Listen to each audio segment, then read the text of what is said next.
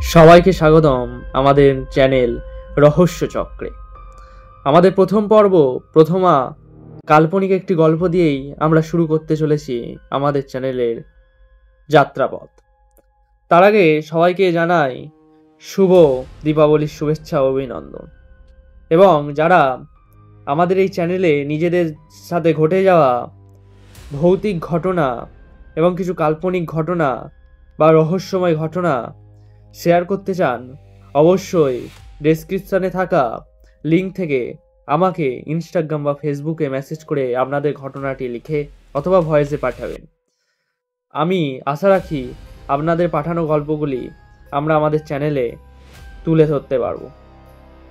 চলুন এই ঘটনাটি শুরু করা যাক, এবং আপনারা অবশ্যই চ্যানেলটিকে সাবস্ক্রাইব করে নেবেন এবং ভিডিওটিতে একটি লাইক দিয়ে সবার সাথে শেয়ার করে দেবেন এই ঘটনাটি শোনার জন্য।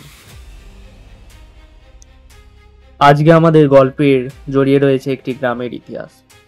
সেই গ্রামের সারা বছরটা কেউ আর গা দোলাতো না যে তাদের ছেলেমেয়েরা কি করে ভবিষ্যতে এগিয়ে যাবে। তাদের কাছে যেন চাষবাসটাই হয়ে উঠেছিল নিজেদের নিত্যদিনের রুচি, নিত্যদিনের খাওয়া দাওয়ার একটা বিষয়বস্তু। মনে হতো না তাদের কারোরই যে আমাদের ছেলেমেয়েরা এর থেকেও বড় কিছু করতে পারবে। কিন্তু গোটা কয়েক ছেলে এবং গোটা কয়েক মেয়ে নিয়ে স্কুলটা বেশ ভালোই চলছিল। স্কুলটা ছিল ঠিক গ্রামের প্রান্তে। স্কুলটা বেশ পুরাতনও ছিল। সেই স্কুলের অনেকটাই ছিল ভাঙাচোরা।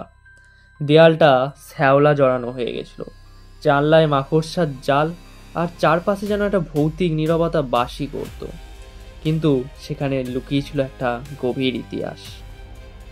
গ্রামের কয়েকটি লোকজনের মুখে বেশি শোনা যেত এই স্কুলে রাতে কেউ যায় না। সেখানে নাকি এক মেয়ের ছায়ামূর্তি ঘুরে বেড়ায়।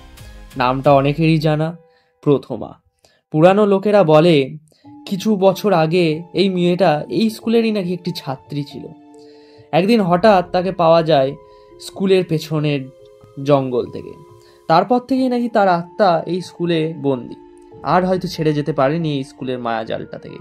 কিন্তু আসল সত্যতা কি তখনও পর্যন্ত গ্রামের সেই সমস্ত লোকেদের কাছে ছিল অধরা। এই ঘটনার সত্যতা যাচাই শুরু হয় এরপর থেকে। শহর থেকে আসা তরুণ শিক্ষক অর্ক মুখার্জি গ্রামে আসেন। অনেকদিনই তিনি শহরের নামি একটি স্কুলে শিক্ষকতা করেছেন, তাই তার আর গ্রামে আসা হয়নি কোনোদিন। কিন্তু কৌতূহলবশত তার পোস্টিংটা গ্রামেই পড়ে।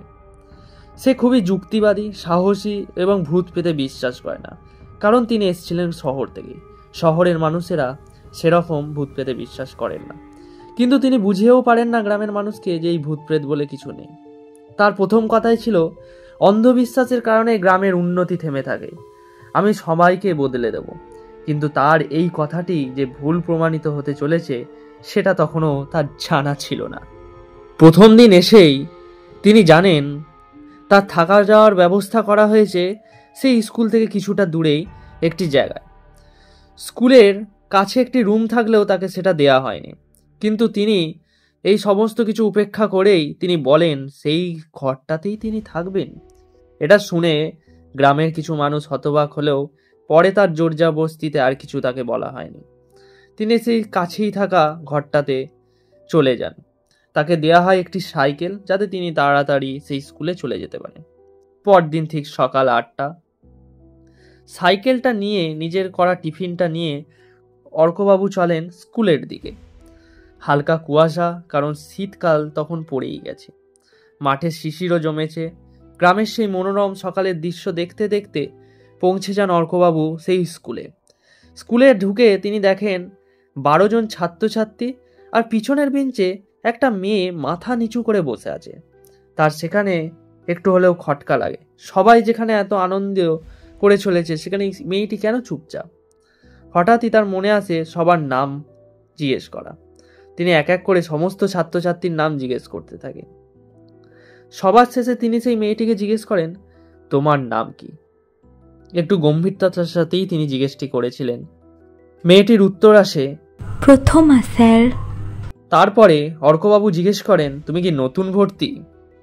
মেয়েটিও মৃদু হাসি মুখে জবাব দেয়, না স্যার, আমি তো এখানেই ছিলাম অনেক বছর ধরে।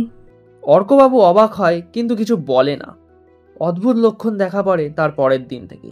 যখন অর্কবাবু স্কুলের খাতাটি খুলেছেন, তিনি যখন সমস্ত কিছু দেখছেন, তখন দেখেন প্রথমা নামে কোনো ছাত্রীর নামই নেই সেখানে। অন্য ছাত্রছাত্রীদের জিজ্ঞেস করলেও সেখান থেকে উত্তর মেলে, ওই নামে কেউ নেই স্যার, আপনি হয়তো ভুল দেখছেন।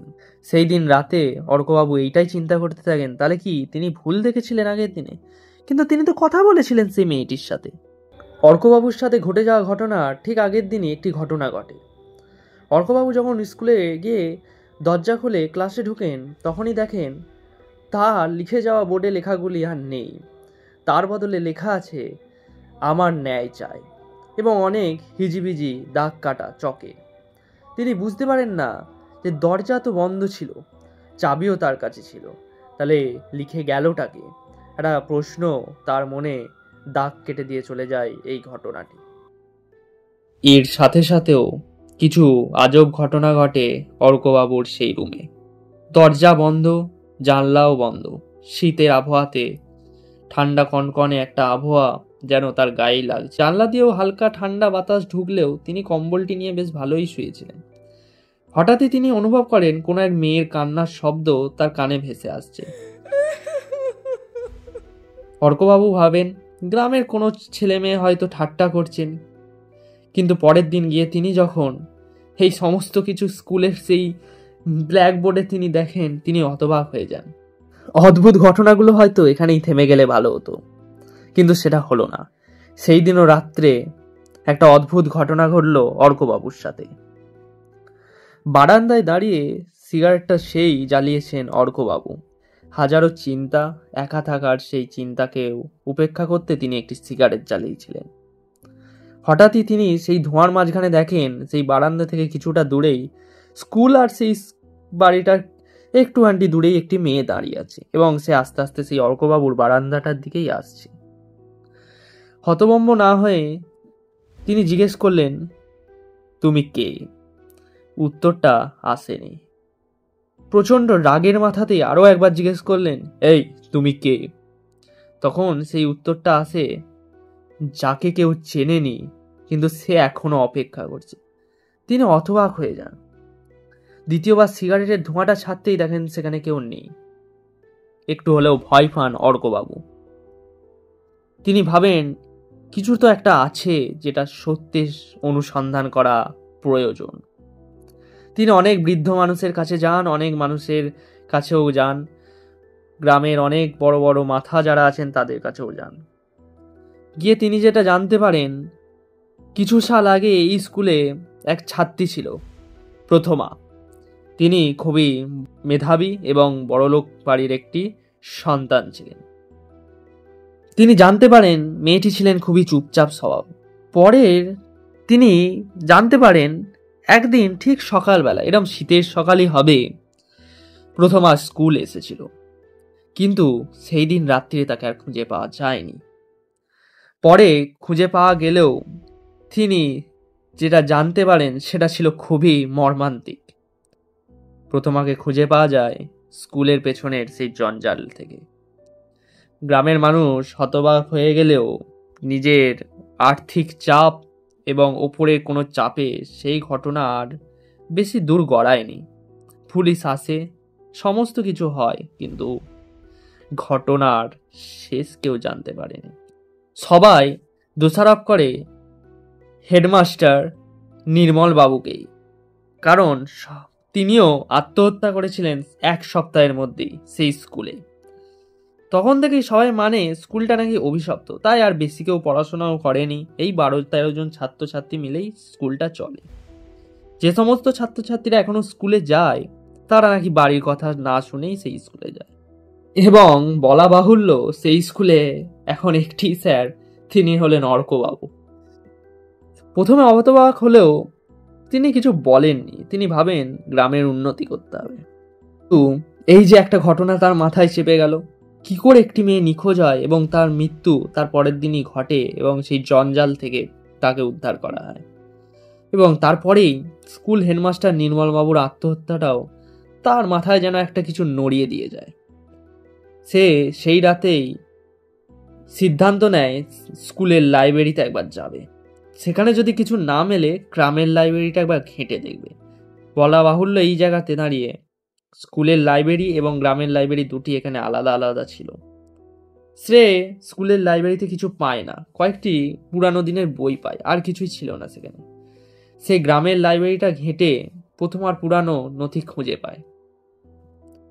একটা পুরানো ছবিতে তিনি যেটা দেখতে পান সেই দিনের সেই মেয়েটিকে, যে সেই কুয়াশা মাখা ধোঁয়া অতিক্রম করে তার দিকে এসেছিল এবং সেই কথাটি বলেছিল যে যাকে কেউ চেনেনি কিন্তু সে এখনো অপেক্ষা করছে।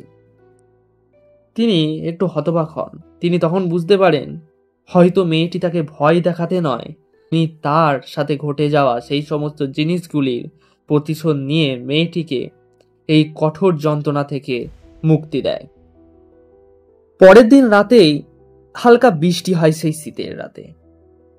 কারেন্টও চলে যায় গ্রামে এবং অর্কবাবু একটি মোমবাতি জ্বালায়। হঠাৎই হাজির হয় প্রথমা। প্রথমা বলে, তুমি খুঁজছো আমাকে? তখন উত্তর আসে অর্কবাবুর তরফ থেকে, হ্যাঁ, তুমি কি সত্যি এখানে আছো? প্রথমা উত্তর দেয়, আমার কোনো অস্তিত্ব নেই, শুধু প্রতিশোধ আছে। তখন অর্কবাবু বলে, কিভাবে নির্মলবাবু এবং তোমার পরিবারের কিছুজন লোকেরা তোমার সাথে এরকম অন্যায় করেছিল এবং স্কুলের পিছনের কি করে এই জঙ্গলে তোমাকে ফেলে দিয়ে গেছিল? এবং তখন প্রথমার উত্তর আসে, অর্কবাবু তখন প্রতিশ্রুতি দেয় যে সে সত্যের উদ্ঘাটন করবে। বলা বাহুল্য এখানে যে যিনি হেডমাস্টার আগে ছিলেন নির্মলবাবু এবং তার পরিবারের কিছুজন লোক, আসলে তারা ছিলেন সেই প্রথমারই পারিবারিক সম্পর্কের কেউ। কিন্তু প্রথমার বাবা ছিলেন খুবই ধনী।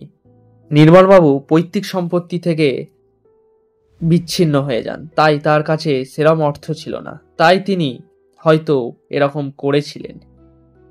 অর্ক পরের দিন যান সেই পুরানো পঞ্চায়েতে রেকর্ড খুঁজতে। সেখানে তিনি আবারও পান নির্মলবাবুর আত্মহত্যার চিঠিটি। চিঠিতে লেখা আছে, আমারও দোষ আছে, কিন্তু আমি একা নয়। অর্ক তখন বুঝতে পারে এর সাথে অবশ্যই তার পরিবারের কেউ যুক্ত আছে। সে প্রথমার আত্মার নির্দেশ অনুযায়ী সেই জঙ্গলে যায়। এক রাতে সে স্থানীয়দের নিয়ে সেখানে গিয়ে দেখে এখনো কিছু জিনিস সেখানে পড়ে আছে। সে সেইগুলি নেয়। আগেই পুলিশের সৎকার করেছে, তাই তার সমস্ত কিছু রিপোর্ট তাদের কাছে ছিলই। সে সেই জিনিসগুলো পুলিশকে দেয়। পুলিশও সেগুলো ফরেনসিক রিপোর্টের জন্য পাঠিয়ে দেয় এবং সর্বশেষে পরীক্ষার রিপোর্ট আসে, হ্যাঁ, ওগুলোই ছিল সেই প্রথমার জিনিস। পরের দিনে পঞ্চায়েত প্রধান এবং সেই রায়চৌধুরী বাড়ির পরিবারের উত্তরস্বরী কিছুজনকে ডাকা হয়।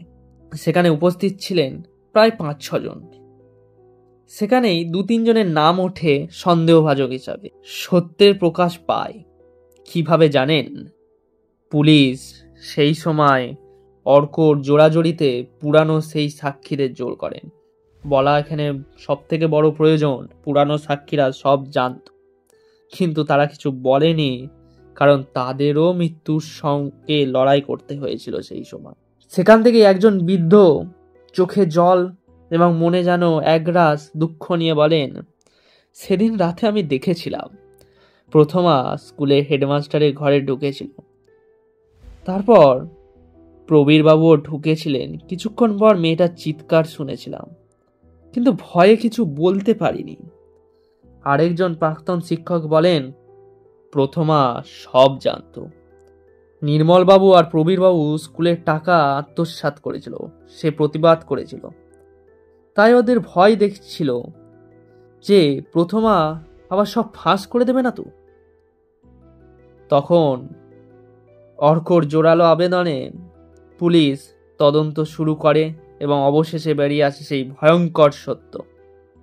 প্রবীরবাবু ও নির্মলবাবু প্রথমাকে চুপ করাতে চেয়েছিল। নির্মলবাবু তাকে ডেকে পাঠান, কিন্তু প্রবীরবাবু নোংরা প্রস্তাব দেয়। প্রথমা প্রতিবাদ করলে তারা তাকে শ্বাসরোধ করে হত্যা করে। তারপর স্কুলের পিছনে সেই জঙ্গলে ফেলে দিয়ে আসে। নির্মলবাবু পরে অনুশোচনায় ভুগে আত্মহত্যা করেন, কিন্তু প্রবীরবাবু বেঁচে যায়। প্রমাণ হাতে আসতেই পুলিশ প্রবীরবাবুকে গ্রেপ্তার করে। তাকে জেরা করায় সময় বিদ্যুৎ চলে যায়। ঘরের ভেতরে ঠান্ডা বাতাস বইতে শুরু করে। একটা মোমবাতি নিজের থেকে জ্বলে ওঠে, আর দেয়ালে লেখা দেখা যায়, ন্যায় হয়ে গেছে অর্ক স্যার। প্রবীরবাবু চিৎকার করে ওঠে, না না, ওর ছায়া এখানে এখানে কেন? তারপর হঠাৎ সে অজ্ঞান হয়ে যায়। পরদিন সকালে পুলিশ খুঁজে পায় প্রবীরবাবুর জেলখানার ভেতরে মৃতদেহ অবশিষ্টি। তার মুখে আতঙ্কে জমে আছে চোখ খোলা, ঠোঁটে রক্তের দাগ, যেন কেউ তাকে শ্বাসরোধ করে মেরেছে। ময়না তদন্তে কোনো চিহ্ন পাওয়া যায়নি, কিন্তু সবাই বুঝেই গেছিল এটা প্রথমারই কাজ। প্রথমা হয়তো তার প্রতিশোধটা নিতে পেরেছে। সেই রাতেই অর্ক একটুখানি মনে আনন্দ হলেও মেয়েটির কথা ভেবে দুঃখ ভরা মন নিয়েই সেই ঘরে ফিরে আসেন। তখনই আবির্ভাব হয় প্রথমা। চাঁদের আলোয় হালকা দেখা যায়। প্রথমা হয়তো আর সেদিন সেই ঘরের ভেতরে ঢোকেনি, কিন্তু বাইরে থেকেই উত্তরটা দিয়েছিল, ন্যায় হয়েছে স্যার, এখন আমি মুক্ত। তখন অর্ক বলে ওঠে, তুমি এবার শান্তিতে থাকবে। তখন প্রথমার একটাই উত্তর শেষবারের মতো এসেছিল, হ্যাঁ, কিন্তু মনে রেখো, যে অন্যায় করে সে কখনো মুক্তি পায় না। তারপরই হাসতে হাসতে সেই ধোঁয়াশা মাখা দেহটি আলোয় মোড়া সেই রূপ পেয়ে যেন বাতাসে মিশে যায়। স্কুলের ঘন্টাটা কেউ যেন বাজিয়ে দিয়ে যায়, আর নীরবতা নেমে আছে সেই গ্রামেতে। অর্ক বোঝে প্রথমা হয়তো চলে গেল। এইভাবেই প্রথমার আত্মা হয়তো শান্তি পেয়েছে, কিন্তু বলা যায় এখনো আমাদের সমাজে এরকম অনেক মেয়েরা অত্যাচারিত হয়েও নিজেদেরকে ধরে রেখেছে। তারা হয়তো এখনো নিজেদের সেই সমস্ত ঘাতে ঘটানো যে সমস্ত দোষীরা তাও শাস্তি পায়নি। তারাও হয়তো আজকাল রাস্তায় ঘুরে বেড়াচ্ছে আনন্দ নিয়ে। এই ঘটনাটা এটি কাল্পনিক ঘটনা হলেও আমি অনেক কিছু বাস্তবতা দেখেই এই ঘটনাটা লিখেছি। আমাদের উচিত একটা সভ্য সমাজ ঘটানো। কোনো মেয়ের সাথে খারাপ কিছু করা উচিত নয়, কারণ প্রতিবাদটা সবার কণ্ঠেই আছে। প্রতিবাদ যেমন ভাবে ইচ্ছা তেমন ভাবে করা যায়, এবং যেখানে এত বড় একটি ঘটনা ছিল সেখানে মেয়েটা হয়তো প্রতিবাদ করেছিল। হয়তো এটা কাল্পনিক, কিন্তু অনেক ঘটনাই আছে এরকম জড়িত। তাই আপনারা একটি স্বচ্ছ এবং সভ্য সমাজ গঠনের জন্য এগিয়ে আসুন। প্রত্যেকটা মেয়েকে সম্মান করুন। আজকের মতো এই গল্পটি আমরা এখানেই শেষ করলাম। আবার আপনাদের সাথে দেখা হচ্ছে আগামী রবিবার ঠিক রাত 10টার সময় নতুন একটি গল্পের সাথে। আপনারা যদি আপনাদের সাথে ঘটে যাওয়া কোনো ভৌতিক ঘটনা শেয়ার করতে চান, অবশ্যই নিচে দেয়া প্রোফাইল লিঙ্কটিতে গিয়ে আপনাদের লেখা ঘটনা পাঠিয়ে দিবেন। আমরা আপনাদের ঘটনাগুলি আমাদের চ্যানেলের মাধ্যমে সবার সামনে তুলে ধরার চেষ্টা করব। ভালো থাকবেন, সুস্থ থাকবেন।